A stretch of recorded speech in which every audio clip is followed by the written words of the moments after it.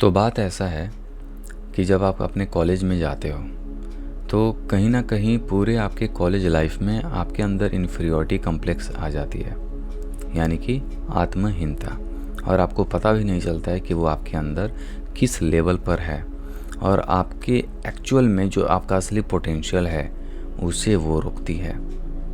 तो हम बात करने वाले हैं इन्फीरियॉरिटी कॉम्प्लेक्स के बारे में। इन्फीरियॉरिटी कॉम्प्लेक्स का कारण विद्यार्थियों में होना आम बात है और इसका रूट कॉज कुछ भी हो सकता है। आपकी फैमिली की परवरिश भी हो सकती है। हो सकता है कि आपके फैमिली में आपको कभी भी अच्छा से तवज्जो नहीं दिया गया हो, या फिर अगर आपने कोई चीज़ अच्छा एक्टिविटी करा है तो उसकी प्रशंसा ना की गई हो।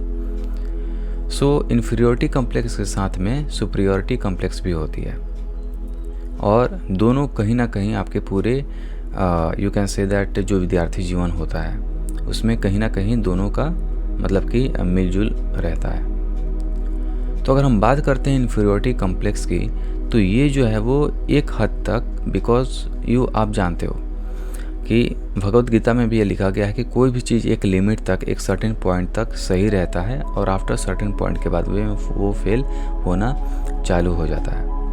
ठीक उसी तरीके से इन्फीरियॉरिटी कॉम्प्लेक्स में भी बात आती है, दैट इज़ नथिंग बट आत्महीनता की भावना।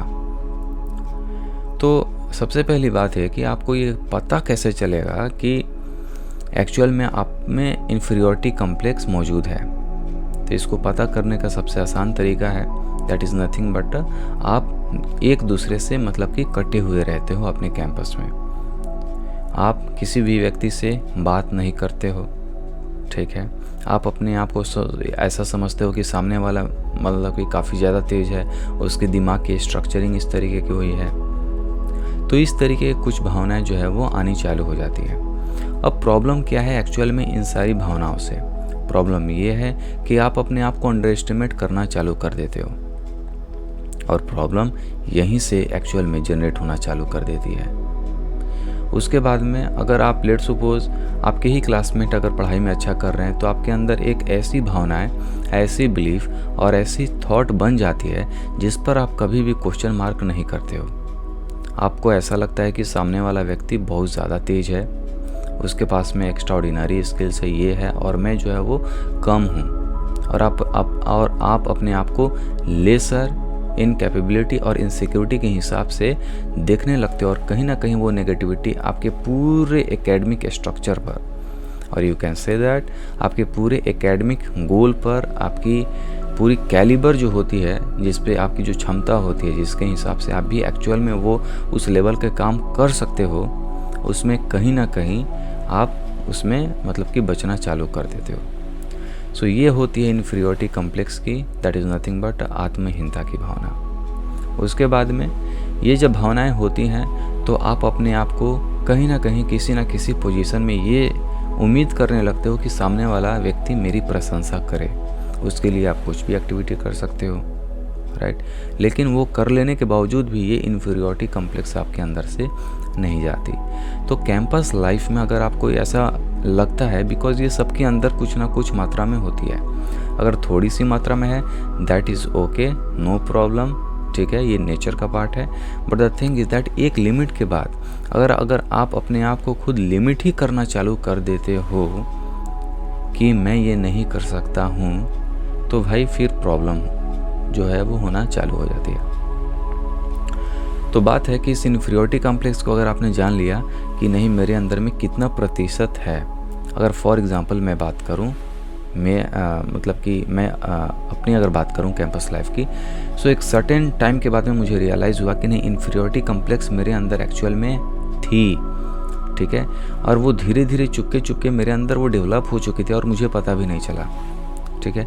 पता चला कब? जब एक्चुअल में बहुत ज़्यादा मैं नेगेटिव सोचने लगा था, तब मुझे पता चला कि एक्चुअल में जो भी आज मेरे पास में जो भी नेगेटिविटी थॉट्स है, जो नेगेटिव बिलीव बना हुआ है कि मैं ये कर सकता हूँ, ये नहीं कर सकता हूँ, राइट। फिर उन सब चीज़ों को जब मैं इस नेगेटिविटी को एनालाइज किया तो वो पूरे पिक्चर में एक उसका सेक्शन था, that is nothing but inferiority complex की और आत्महीनता की भावना।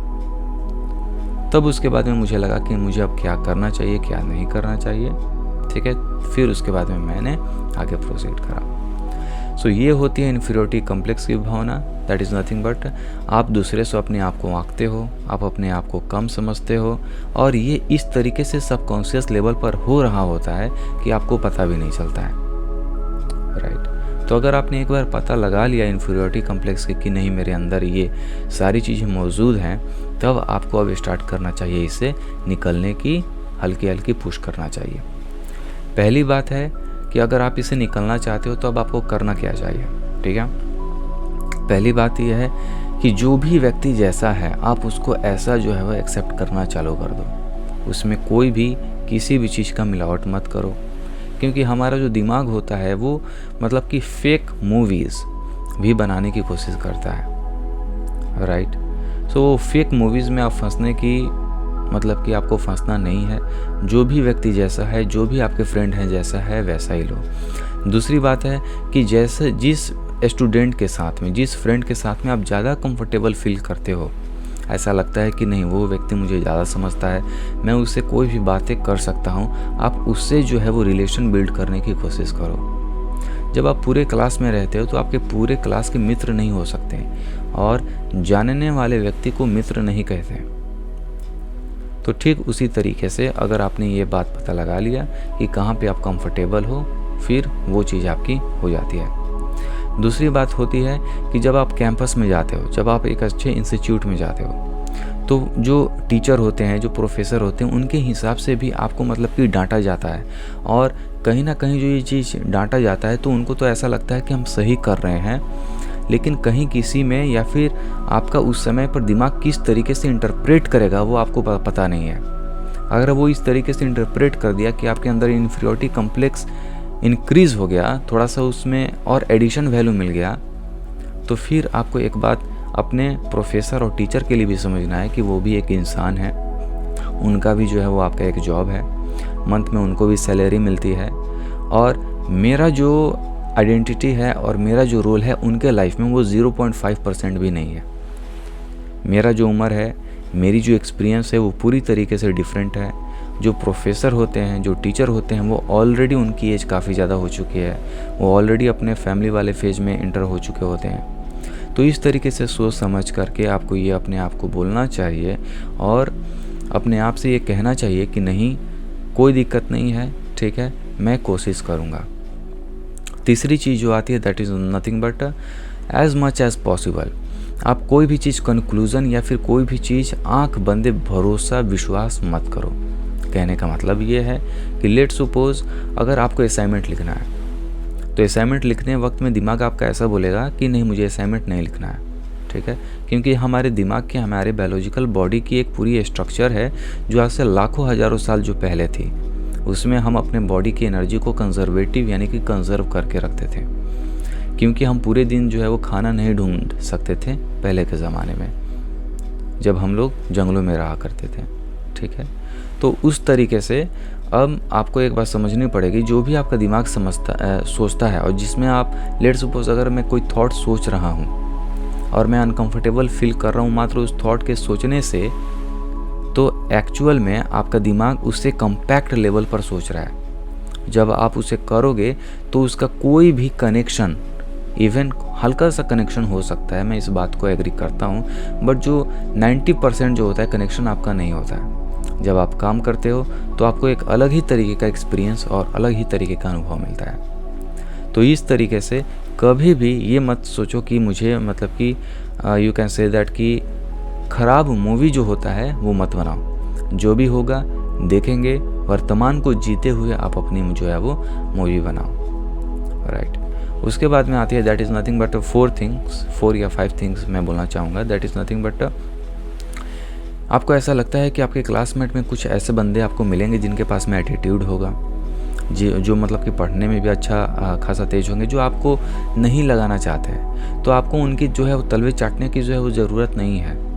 ऑलवेज़ रिमेंबर दैट कि अगर कोई चीज़ बनाने वाला है, अगर आप 25 साल के अंदर आते हो तो ऑलवेज़ रिमेंबर दैट कि आप असल में असली गेम जो है वो आप खेल सकते हो। और उसमें करना क्या होता है, एज मच एज पॉसिबल, जितना ज़्यादा हो सके आप एक्चुअल में कर्म करना चालू कर दो, ठीक है। कर्म करो, फेल हो कर्म करो, तो इंसान को उसका कर्म भी जो है वो बनाना चालू कर देता है। आपने कुछ कर्म करा, कुछ डोपामिन रिलीज़ हुआ, फिर उसने आपने एक्टिविटी करा, इस तरीके से आप उस एक्टिविटी में मास्टर हो जाते हो।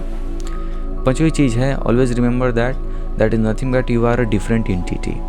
आप एक पूरी तरीके से अलग ही एक बायोलॉजिकल एंटिटी हो, जिसका कोई भी कनेक्शन किसी भी दूसरे व्यक्ति से नहीं है।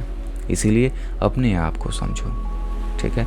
कोई भी दूसरा व्यक्ति बोले ठीक है, वो उसके पास में जो कुछ भी नॉलेज है, जो भी एक्सपीरियंस है, जो भी परवरिश है, उसके हिसाब से सामने वाला व्यक्ति आपसे बोल रहा है। आपकी परवरिश, आपकी बायोलॉजी, आपकी पूरा स्ट्रक्चर, शेड्यूल, आप जिस लोकेशन से आते हो पूरा का पूरा डिफरेंट है। तो आप सामने वाले की कॉपी मत करो, और जो कुछ भी डेवलप करना है सबसे पहले आप उसे करो, और फिर जा कर के अपने हिसाब से डेवलप करो। तो इस तरीके से इन्फीरियरिटी कॉम्प्लेक्स को जब आप हरा देते हो तो कहीं ना कहीं आप ये भी महसूस करोगे कि आपके अंदर सुपीरियरिटी कॉम्प्लेक्स भी आ जाती है, जिसमें आप ऐसा अपने आप को समझते हो कि नहीं, मैं तो मतलब कि हूँ। वो एक लिमिट तक सोचना ज़्यादा है, क्योंकि वो कॉन्फिडेंस का भी काम करता है। लेकिन अगर वो ओवरलोड हो जाते हैं तो फिर भी उसमें भी आपकी प्रॉब्लम होती है। तो दोनों, क्योंकि भगवत गीता में भी ये बात लिखा हुआ है कि बहुत सारी चीज़ें एक लिमिट तक ही अच्छी लगती हैं, लिमिट के जहाँ भी पार होती हैं प्रॉब्लम क्रिएट होना चालू हो जाती है।